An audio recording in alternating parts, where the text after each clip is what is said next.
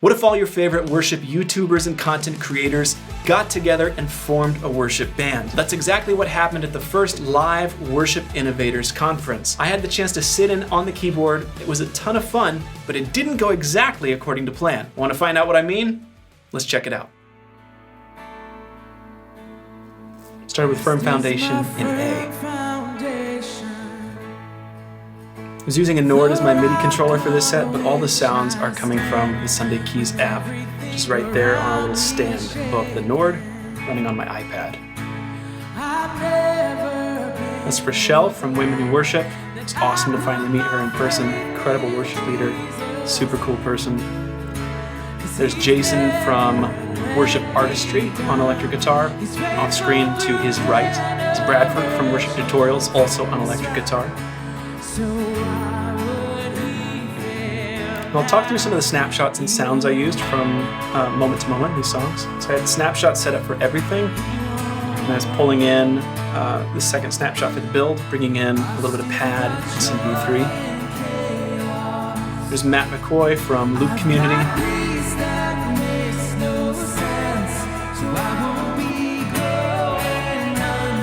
It's a little moments da da da da. And 6/8 swing here, which the band was really able to lock into. Doesn't always happen. Felt really, really good here.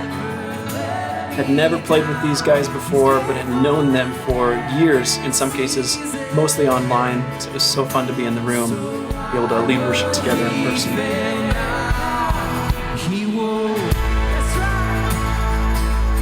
You got also Jason from On Song on the bass, coming in with that big low one, sounding awesome.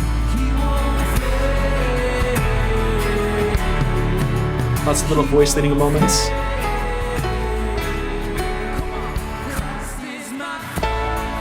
Really starting to build, so this third snapshot's bringing up the mod wheel, increasing the brightness of my textures and increasing the volume of the organ and of this breathy choir pad.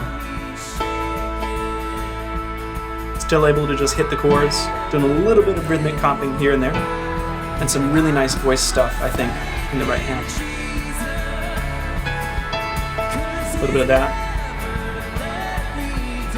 And Bradford and Jason were both so dialed on electric guitar, leaving lots of space for each other and for me to sit sort of in the middle range, around but not on top of the vocals, which was awesome. Big hits here. All in. And that octave up from Jason on the bass. Really a nice groove going. Now we're going to drop back down, so I'm going to bring this second snapshot, and the transition smoothly fades everything out, which is just so awesome to be able to do 10 things at once with a single button press. You are a firm foundation, a solid rock that we can stand. Here's Matt just doing a little exhortation. I'm just kind of covering and establishing what's going to be happening in the bridge from the piano. Come on, let's declare this truth. A little bit of melody doubling there.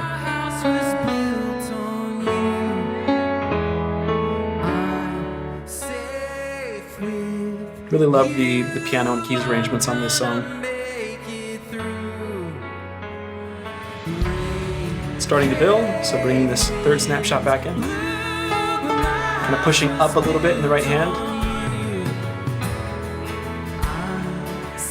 Just for little moments.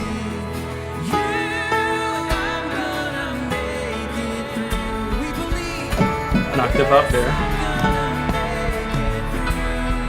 Now some rhythmic interest as well in this fourth snapshot.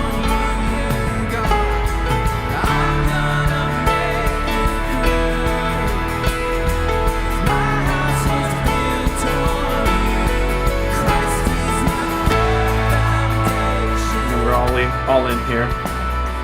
So this final snapshot brings in some extra texture. Nice hits. And then onto the two, just so cool.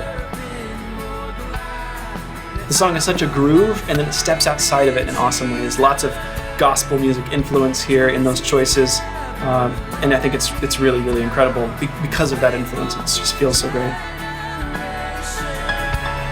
Stepped up another octave with some of that voice leading in the right hand. Here comes some big hits. These are all syncopated.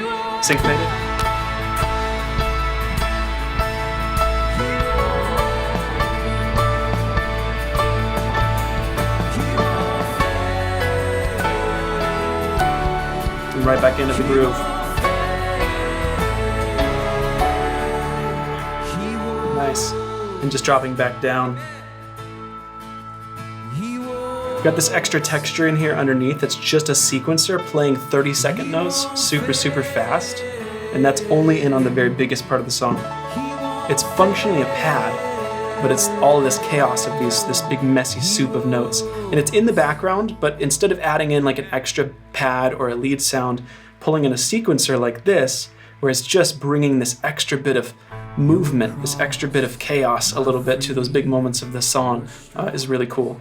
This set list moved around a lot before we got to rehearsal, and we only had about an hour to do sound check before the final session of the conference. We were going to go into Living Hope in F here, but then we decided to vamp on this song that had already been played a couple of times during the conference and was really resonating with people, so we were just tagging this little bit here. So we decided to stay in A, really natural. We just sort of let everything hang for a second, and then Matt led right into it. And we had Jansen Roberts on acoustic guitar, kind of off to the side, off to my left. He was on MD and he was running tracks using the Prime app.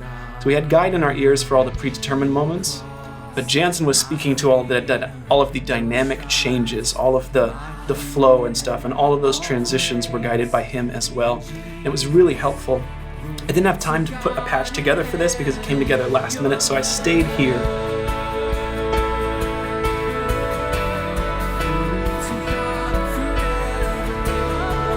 To the 3, yeah.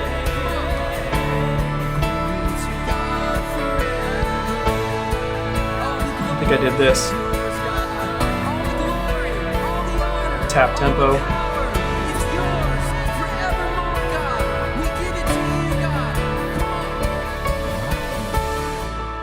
Big in.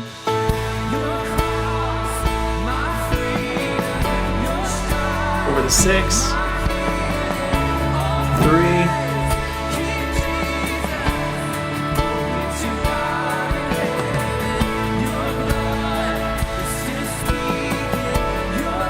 With the 6 again. Took us a minute to figure this out in rehearsal. I'm having to remember it now.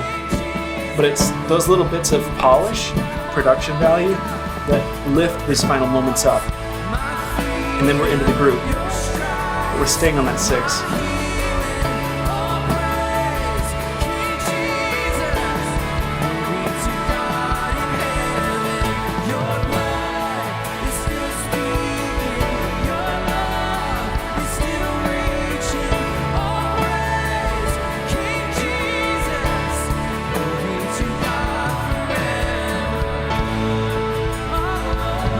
Again on A, and then Jansen's already talking us into where we're going, taking us to the key of F for Living Hope. I also had all my patch changes automatically adjusting settings for the tonic pad, which is the section of the Sunday Keys app over here. Always jumping to the new key and the new preset, but not turning the tonic pad on. I chose that because I didn't know how long these transitions would be, and I wanted to have control over when that tonic pad was going to be triggered. This happened to be pretty fast, so as soon as I know we were there, I turned that guy on. So now we're doing Living Hope in F. Absolutely love this song. Started it off really fragile. Big contrast from the previous with, instead of a grand piano, a felt piano sound, and instead of a synth pad, this really awesome string sound from Sunday Keys called Wispy Violin. Just these two layers.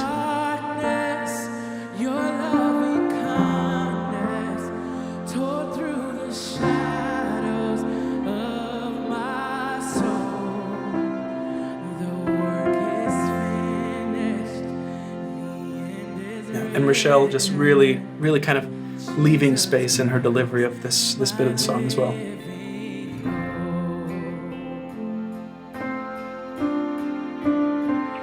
There's a little riff there, just a little moment.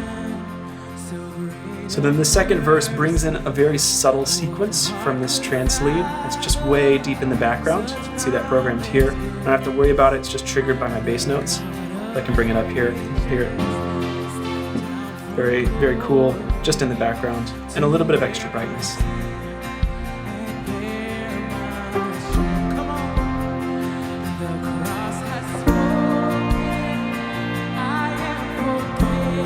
really not bringing my right hand up at all yet, because the other band is filling in this space. They're coming in. So if they're doing that as I'm also increasing my right hand range, then we're lifting kind of twice.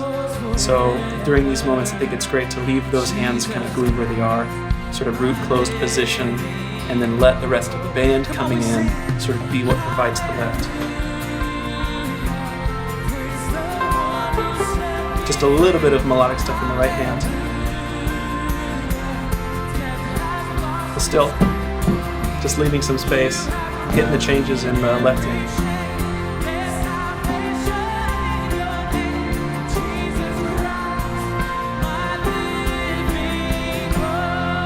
And then we're dropping back down, so we're bringing this stuff out.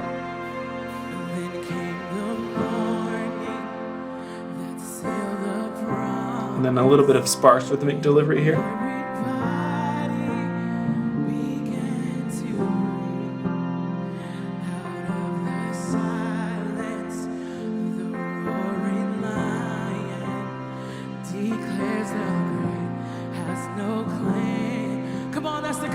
And then we're going to start building.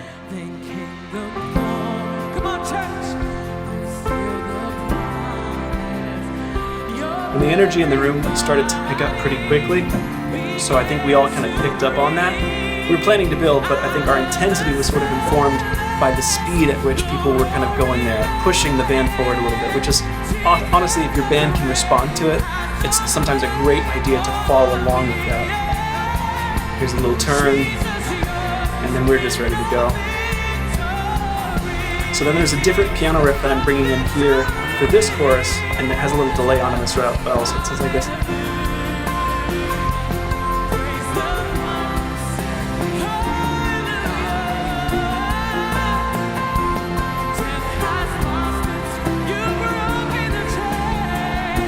Definitely doing more than any other chorus, but the rest of the band is kind of rising to that as well.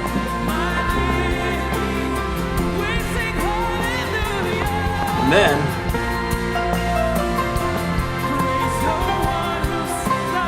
an entirely different riff.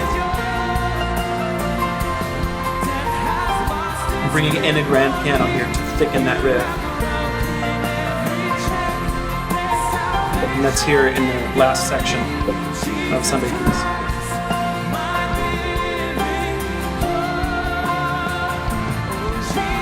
And a little turnaround. Jansen's calling the shots here as well. And big outro. And we're already talking in ears about the next song that we're going to.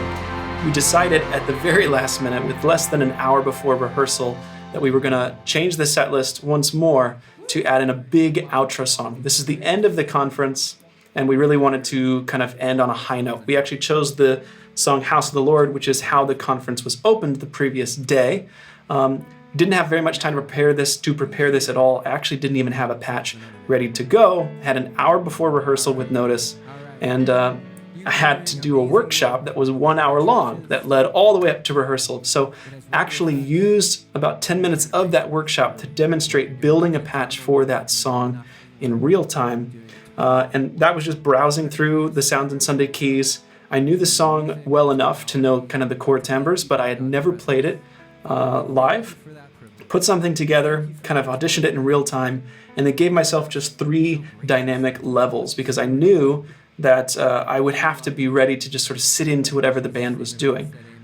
So let's skip forward a little bit and check out how that went, because it was absolutely kind of last minute spur of the moment for me. So I knew that there was big piano and I knew there was bright synths. And I also knew that we could let the Prime app handle some of the background textures and sequences. I didn't need to cover all of that stuff with short notice. So I told Jansen to leave those sequences in the mix and focused on filling the right amount of space, that brightness in that piano. So big bright pads, a little bit of lead, and a nice compressed piano sound. And I gave myself 3 dynamic levels. Snapshot 1 is down, snapshot 2 is mid, snapshot 3 is big. Because I just knew that, I've not played this song live before. I'm familiar enough with the changes to sit in, but I know that if I try and do anything too elaborate or complex, my playing and focus is going to suffer. So I give myself a few simple home bases, and I'm able to really fluidly move between those, and that ended up being the right decision.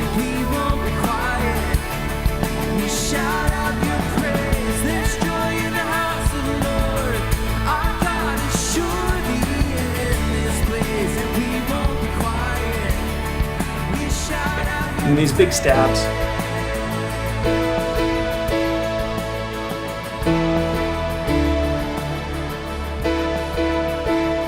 I love that because this song, unlike some other Wickham tunes, This Is Amazing Grace, gets its energy in those interludes not just from a recognizable riff being played, but from the entire band matching that syncopation together. I think people can settle into that as a congregation really nicely. And it's not so like concrete and overt as just like, here's the synth riff, so that it feels fresh and has maybe a longer lifespan with your congregation. And I think that's really a nice thing about the song.